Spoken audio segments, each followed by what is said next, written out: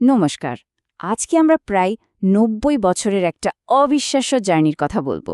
দেখব কিভাবে east India company, যারা কিনা ভারতে এসেছিল শুধু ব্যবসা করতে, তারাই ধীরে ধীরে প্রায় পুরো উপমহাদেশের শাসকে পরিণত হল।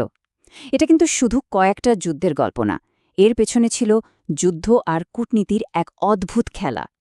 তো আজকের আলোচনার মূল প্রশ্নটা ঠিক এটাই, কিভাবে একটা মুনাফা করতে আসা কোম্পানি একটা বিশাল দেশের মালিক হয়ে বসল। চলুন তাহলে এই অবিশ্বাস্য যাত্রার প্রত্যেকটা ধাপ একটু খুলে দেখা যাক আর বোঝার চেষ্টা করা যাক যে এর পেছনের আসল কৌশলগুলো কী ছিল। ব্যাপারটা শুরু হয়েছিল ১৮ শতকে।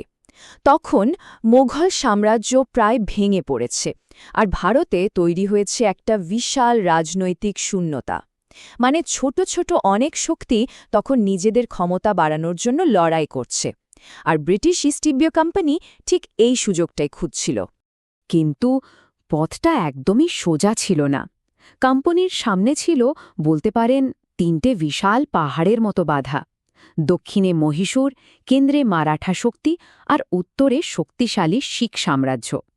এদের হারাতে না পারলে ভারতের অধিপতি হওয়া এক কথায় অসম্ভব ছিল।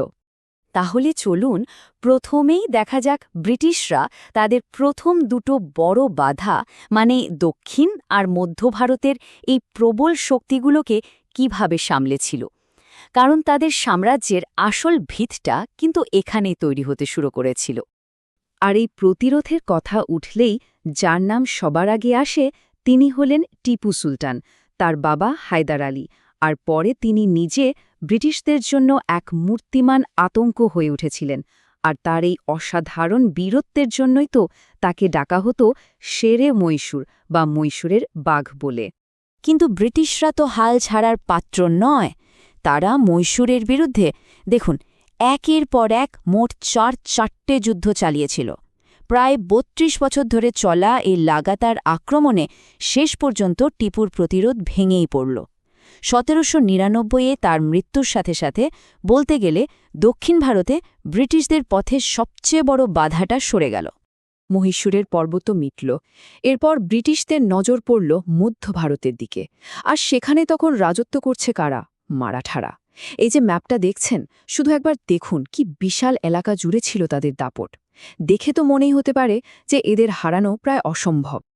কিন্তু এই বিশাল শক্তির ভেতরেই লুকিয়েছিল তার দুর্বলতা। মারাঠা সর্দারদের মধ্যে কোনো একতা ছিল না, নিজেদের মধ্যেই তাদের লড়াই লেগেই থাকত।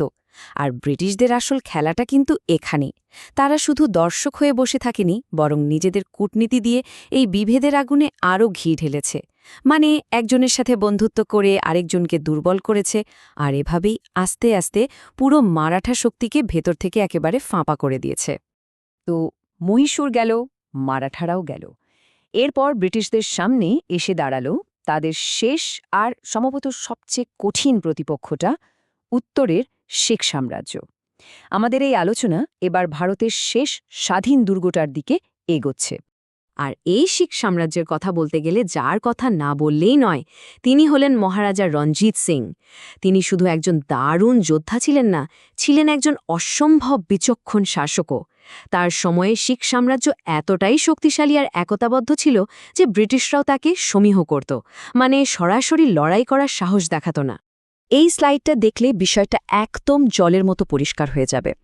একদিকে দেখুন রঞ্জিত সিংয়ের সময়ের পাঞ্জাব একদম ঐক্যবদ্ধ, শক্তিশালী, আর অন্যদিকে তার মৃত্যুর পর কি হল?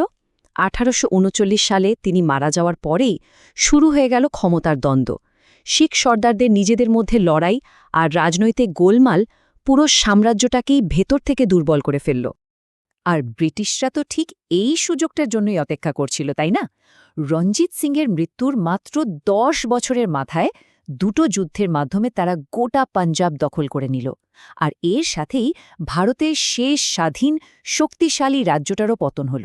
ভাবুন একবার, কি অবিশ্বাস্য দ্রুততায় সবটা ঘটে গেল।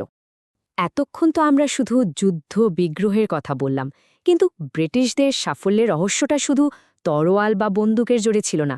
সত্যি বলতে কি, তাদের সবচেয়ে বড় অস্ত্র ছিল কলম, মানে তাদের ডিপ্লোমাসি, তাদের চতুর পলিসি। চলুন এবার তাদের সেই দুটো ভয়ঙ্কর কূটনৈতিক অস্ত্রের কথা জানা যাক, যেগুলো অনেক সময় তরোয়ালের থেকেও বেশি ধারালো প্রমাণ হয়েছিল। এই স্লাইডটা দেখুন, কি সহজভাবে ব্যাপারটা বুঝিয়ে দেওয়া হয়েছে। একদিকে তরোয়াল মানে মিলিটারি ফোর্স, আর অন্যদিকে কলম মানে ডিপ্লোম্যাটিক পলিসি। একদিকে ভয় দেখানো আর অন্যদিকে কাগজে কলমে বেঁধে ফেলা, এটাই ছিল তাদের মূল স্ট্র্যাটেজি। আর এই দুটোর এমন সাংঘাতিক কম্বিনেশনই তাদের প্রায় অজেয় করে তুলেছিল। তাদের প্রথম অস্ত্রটার নাম ছিল অধীনতামূলক মিত্রতা নীতি বা সাবসিডিয়ারি অ্যালায়েন্স। নামটা শুনলে কি মনে হচ্ছে? বেশ নিরীহ, তাই না? মিত্রতা, সুরক্ষা, কত ভালো ভালো শব্দ। কিন্তু আসলে এটা ছিল পরাধীনতার একটা নিখুঁত ফাঁদ। এর পেছনের আইডিয়াটাই ছিল জিনিয়াস লেভেলের। মানে সরাসরি রাজ্য দখল না করে, নিজের একটা পয়সাও খরচ না করে কিভাবে আরেকজনের রাজ্যকে কন্ট্রোল করা যায়। এই সিস্টেমটা কিভাবে কাজ করত দেখুন। স্টেপ 1, কোনো দেশীয় রাজাকে বলা হতো, আপনার সুরক্ষার জন্য আমরা ব্রিটিশ সেনা রাখব। স্টেপ 2, মজার ব্যাপার হলো সেই সেনার ভরণপোষণের সব খরচ কিন্তু দিতে হতো ওই রাজাটিকেই। স্টেপ 3, এরপর রাজ্যের সমস্ত বৈদেশিক নীতি চলে যেত ব্রিটিশদের হাতে। আর ফাইনাল স্টেপ, রাজার দরবারে একজন ব্রিটিশ রেসিডেন্ট বসিয়ে দেওয়া হতো, যিনি আসলে পেছন থেকে সব সিদ্ধান্ত নিতেন। রাজা যেন নিজের রাজ্যেই ব্রিটিশদের মাইনে করা একজন কর্মচারী হয়ে থাকতেন। আচ্ছা, ব্রিটিশদের দ্বিতীয় আর সম্ভবত আরও ভয়ঙ্কর ডিপ্লোম্যাটিক অস্ত্রটা নিয়ে এসেছিলেন এই ভদ্রলোক, লর্ড ডালহাউজি। তিনি ওসব মিত্রতার ছলাকলার ধার ধারতেন না। তার পলিসি ছিল সোজা সাপটা, সরাসরি রাজ্য দখল করে নেওয়া। আর এর জন্য তিনি একটা সাংঘাতিক বিতর্কিত আইন তৈরি করেন। এই পলিসিটার নাম ছিল সত্যবিলোপ নীতি বা ডক্ট্রিন অফ ল্যাপস। ব্যাপারটা খুব সিম্পল। যদি কোনো রাজা নিজের কোনো পুত্র সন্তান না রেখে মারা যান, তাহলে তার রাজ্যটা সোজাসুজি ব্রিটিশদের দখলে চলে আসবে। একবার ভেবে দেখুন, ভারতে হাজার হাজার বছর ধরে যে দত্তক নেওয়ার প্রথা চলে আসছিল, সেটাকে তারা একটা আইনের খোঁচায় বাতিল করে দিল। এটা শুধু একটা আইন ছিল না, এটা ছিল ভারতীয় সংস্কৃতির ওপর একটা সরাসরি আঘাত। আর এই নীতির শিকার হয়েছিল একের পর এক রাজ্য। এই স্লাইডেই দেখুন কয়েকটা বড় বড় রাজ্যের নাম: সাতারা, সম্বলপুর, ঝাঁসি, নাগপুর। ডালহাউজি এই আইন ব্যবহার করে বলতে গেলে বিনা যুদ্ধেই অনেকগুলো রাজ্য ব্রিটিশ সাম্রাজ্যের মধ্যে নিয়ে আসেন। আমরা যে ঝাঁসির রানী লক্ষ্মীবাঈয়ের প্রতিরোধের কথা জানি, তার পেছনের আসল কারণও কিন্তু ছিল এই অন্যায় আইনটা। আর ঠিক এভাবেই প্রায় ১০০ বছরের যুদ্ধ, ডিপ্লোমেসি, চুক্তি আর ষড়যন্ত্রের পর ব্রিটিশরা তাদের ফাইনাল লক্ষ্যে পৌঁছে গেল। যারা এসেছিল ব্যবসা করতে, তারাই হয়ে উঠল এই দেশের শাসক। তো ১৮৫৬ সাল আস্তে আস্তে ছবিটা কি দাঁড়ালো? যে ইস্ট ইন্ডিয়া কোম্পানি একদিন শুধু ব্যবসার অনুমতি চাইতে এসেছিল, তারাই প্রায় গোটা উপমহাদেশের মালিক হয়ে বসল। তরোয়াল আর কলমের এই জোড়া কৌশলের কাছে ভারতের স্বাধীনতা হেরে গেল। আমরা যে প্রশ্নটা দিয়ে শুরু করেছিলাম, তার উত্তরটা এখানেই।